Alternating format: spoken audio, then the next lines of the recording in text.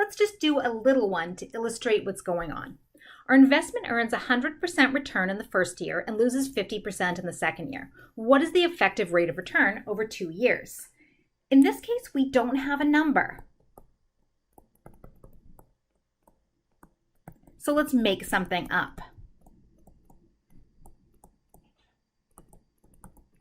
You've probably noticed by now that when I have to make something up, I start with $100.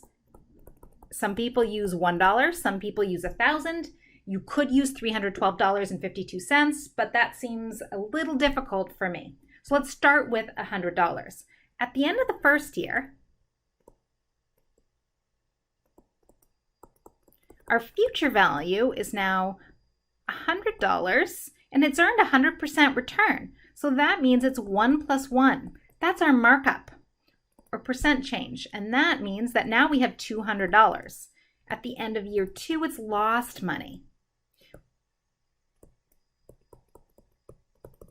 It's lost 50%. This is the same as a markdown. We haven't overly talked about negative interest rates, but negative interest rates happen a lot, especially in the stock market. We lose money over time.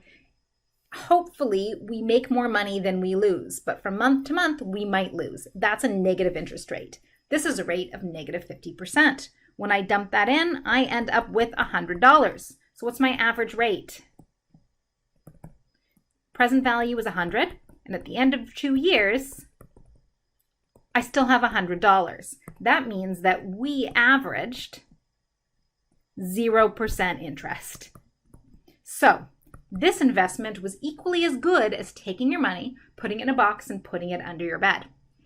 In general, we say that we've lost money on something with a 0% interest because we have inflation going on where money is worth less over time. In 1989, to buy a chocolate bar might have cost me about 50 cents. Now a chocolate bar probably costs about $1.75. That's a huge change. Over time, money is worth less, and when you take econ, you'll learn more about that, how that is going to change things.